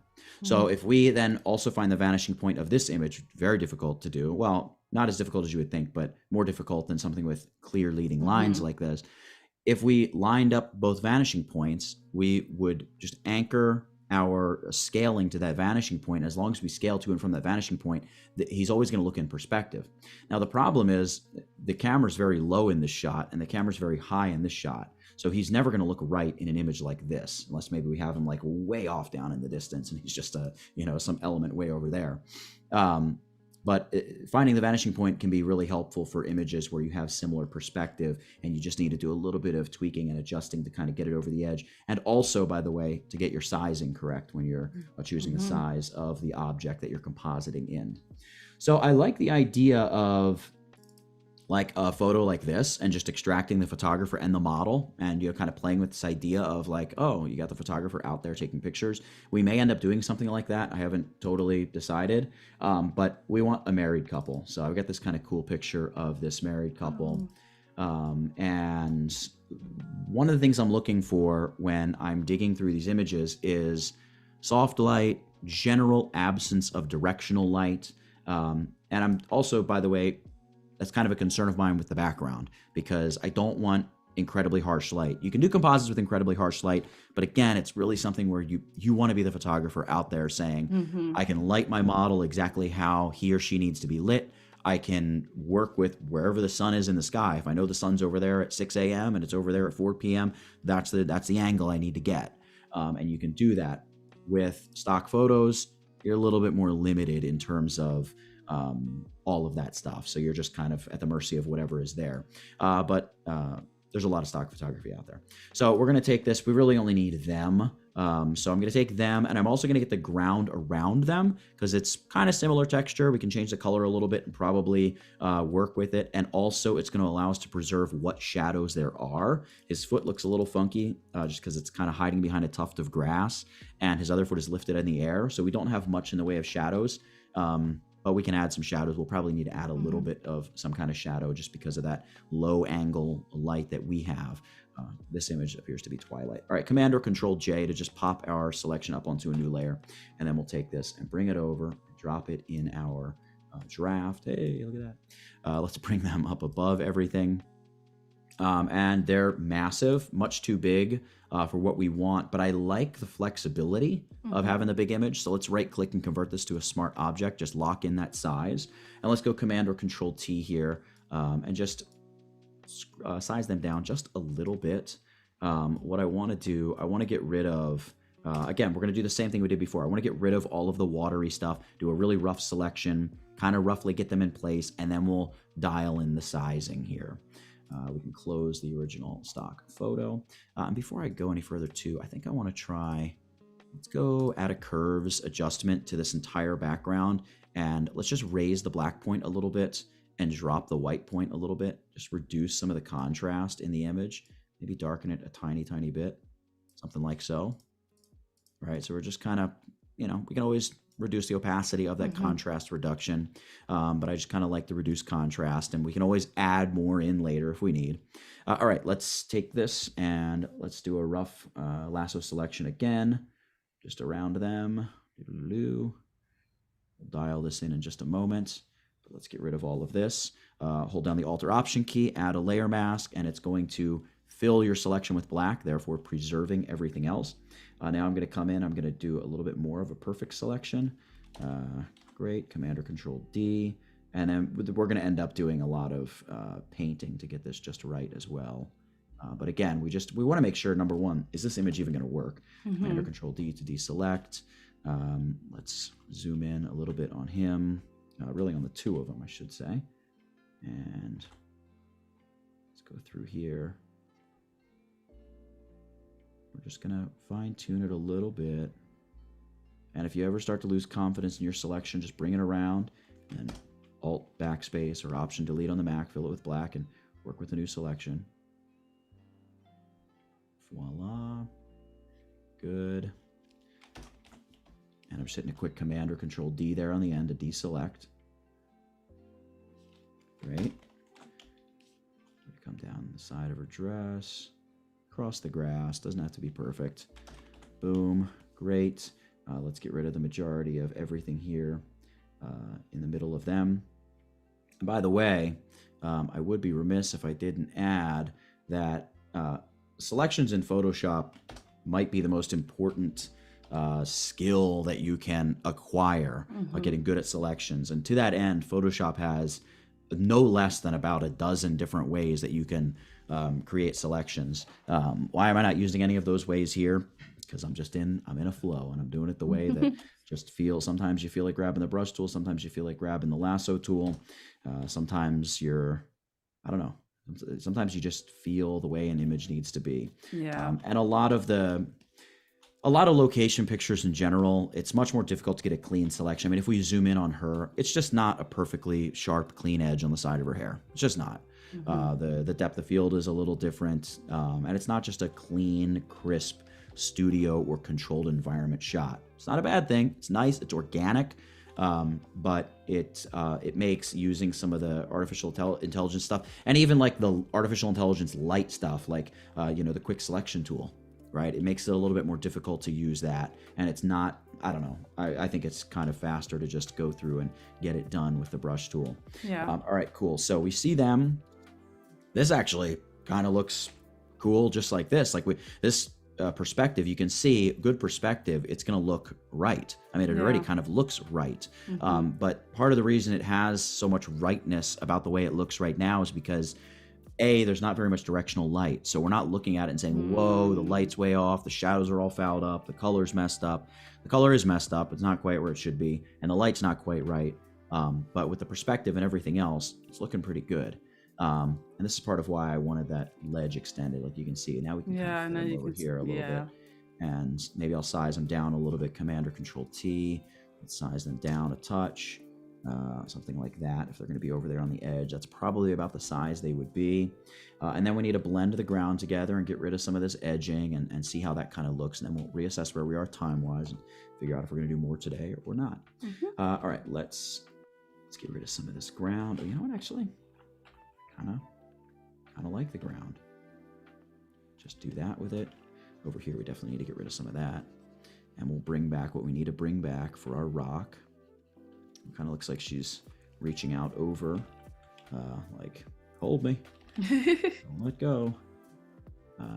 It's great. We can even do that where we just allow her dress to hang out in outer space there. Good. And you can see too, because this is organic, we can decide where the edge of this little plateau is that we've created. Like this can just be the new face of these rocks that really just have this grass on top of them, right? You see that? If we shut this off, these are full-on stones, but you wouldn't know that once the grass is in place. And if you really want to be particular, you can go in and paint a little shadow and just make a nice little edge in there, which, hey, I'm not against that. It's just what do we have time for here? All right, let's go ahead and begin painting away the stuff here around the edges that we don't want. And I'll try to entertain you while I do this. All right, let's paint this away, blend this edge together a little bit, bring that in. And wherever it's lined up out here, you should probably just remember that and try to line up on the inside of the pant leg as well. Something like so. And this looks really wonky because he doesn't have a shadow. So we are definitely going to be doing some shadow work there, but that's all right. I like shadow work. Come into here, paint this stuff away. I need to make this a little bit smaller.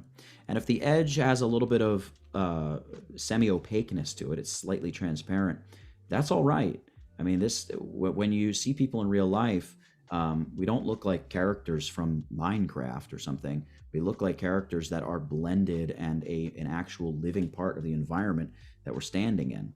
That's because color and light, they wrap around, they come through. You know, think of long hair. If you see long hair, you're going to see a lot of the background through that hair. And the same thing with different fabrics and textures and all sorts of things like that. It is still so mind-blowing to me that this is what, 4 images, 5? How many images did we have? I can't even remember. We had 3. Well, we did 4 for the background, 5 for the background, I think, actually. And then this one that we've added to it. And then what would be a sky image as well if we hadn't created our own sky.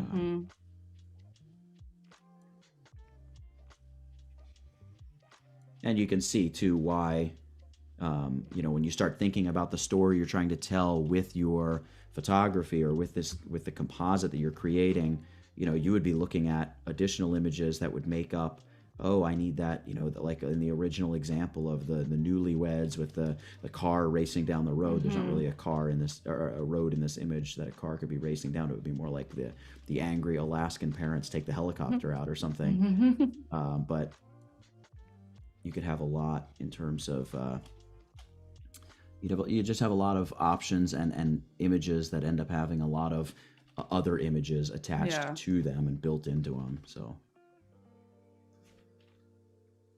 And up here, this is where you just want to be careful because those type of gray edges, any of that haloing you leave behind, it's almost better to take a little piece of the jacket than to leave any gray behind because that's going to be super noticeable and it's just going to look really bad. I'm going to get underneath his arm here in just a second.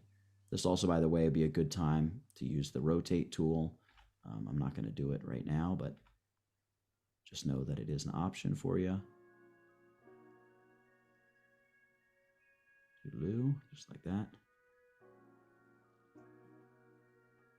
And depending on the image you're using, if you're doing something that's, you know, shot on a studio background, I mean, jump into select and mask, use that quick selection tool, and you'll be done before I finish, you know, whatever ridiculous story I'm telling. Let me zoom in here underneath his arm. We'll get this knocked out here real quick. It's great. You can see I am taking just a little bit of the jacket, but you're not going to know that. And what you would see is that little bit of gray that's left behind. So we just want to make sure that we're getting rid of that stuff. Now we can paint highlights back onto the edges, and we're going to have to do some relighting for this couple in general, because remember here, we're going to have a sun in the sky right here, and that sun is going to be blasting light. Like the light on the front side of the bride should match the light here that's hitting the front side of this rock. They are in essentially the same position relative to the sun. So that's going to be something we have to take a look at when we get to that. Let's go over here and just get rid of more of this stuff. And I believe we have about maybe 6 or 7 minutes left of this live. So if Okay. y'all have any questions, I know there were different conversations going on in the chat box, but if you have any questions, drop them in the chat. But we'll also be back tomorrow, which will be exciting to continue this piece and expand a little bit more as well.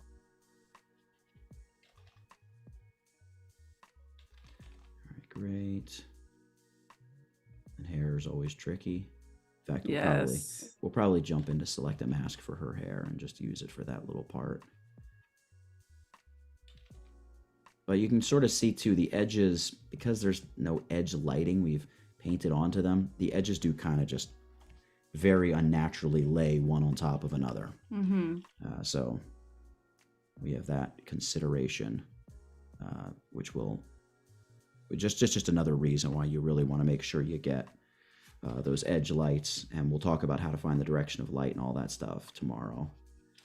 But it really is useful to be able to go in and knock that stuff out. Maybe just sharpen up the edge of my brush here.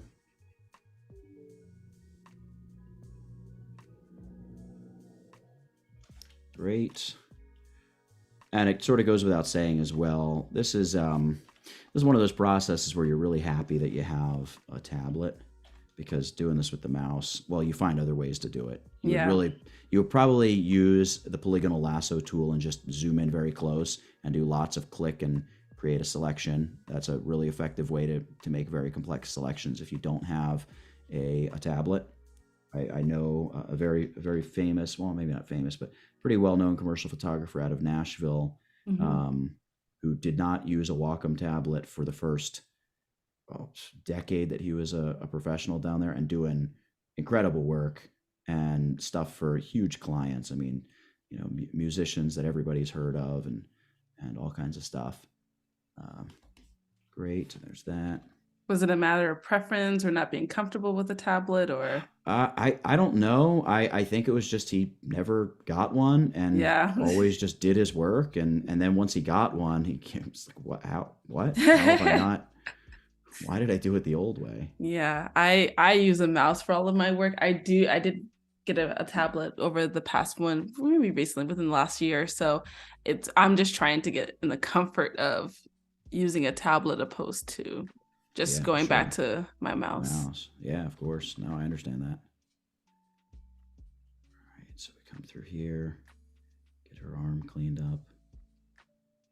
You can cut me off anytime whenever we're ready to break. No, of course. I'm not asking for a break. I'm just... Of course. I got my eye on the time. Okay. So while you're doing this as well, if we can just give the people a little bit of idea of what you plan on doing tomorrow. So tomorrow we are going to finish blending this couple into this scene. We're going to adjust the light. We're going to adjust the color. We're going to adjust the perspective if need be. We're going to just finish building the scene. And my hope is that we'll also have the time to add a photographer to the scene and blend him in. And once we've kind of got these two blended in, we're gonna have a good idea of what it takes to blend somebody. So the settings will all be, we'll kind of have everything in place for it without giving away too much. Yeah. So we'll be able to do that pretty quickly and easily. And yeah, it'll just be a matter of finishing the scene off, applying all those final tonal adjustments and sharpening, and you talk about clarity and texture from earlier, applying all of that stuff that we would need to add, all of that kind of stuff. We're going to go over and how I use it and why I use it, and also of course painting in the light. That's a big one. That's an important one as well. Painting in the light and just making sure that everything looks good in terms of the edges, bring the edges alive, and yeah. Perfect. That's exciting. That's what we'll be doing tomorrow. Beautiful. And then one more question before we start to close. I know that you've done a lot in 2 hours of time, but how long do you usually spend on your composites? I'm sure probably more time in certain areas, but how long will you say on average do you spend? It depends. I mean, It depends on what we're doing. If it's, the composite we're doing today, whenever you're adding a full human body into another picture, like the feet included, you have different challenges that are going to appear than you would have if you're just, let's say, taking a shot of like your waist up and you want to put a new Yeah. background type behind it and match the color and make everything look right. It's just a different level of detail that goes into it, and because of that, a different level of time. And then something like this, you know, you're seeing what I'm doing right now, but there was also time spent picking out these images. And Yeah, absolutely. if you're shooting your own composite, you're going to have time that you're taking to, go out and actually shoot the pictures, Hmm. which will probably take even more time than the retouching at that point, because the retouching should be relatively straightforward if you have control over shooting your own images. Hmm. So that's always nice. Get rid of that gray right Absolutely. underneath there. All right, Perfect. and that's pretty much them cut out except the hair, which, depending on where we are time wise, I can start working on, or go Perfect. ahead. Yeah, we are about to close. So I think Okay. we're in a good spot to kind of start to close and kind of give everybody a good idea of what we'll pick up tomorrow. So thank you so much, Nathaniel, for going through all of this. I'm still so, I feel like I spent the whole live with just like staring so hard into the screen, because it's just so incredible to watch you just take the 5 or however many images that we did to create the background, the sky, and then now adding the couple. So really excited to see where we pick up tomorrow. And so if y'all want to go ahead and rewatch this live, it will be saved. I know I saw a question in the chat earlier about that. You can rewatch on Behance or YouTube. And I want to encourage you guys as well to stick around for the Illustrator Creative Challenges with Jack Watson.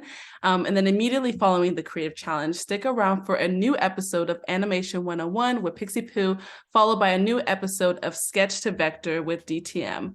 So awesome. Really excited. I hope you all have a wonderful day, and we'll see you tomorrow. Thanks, guys. Thank you.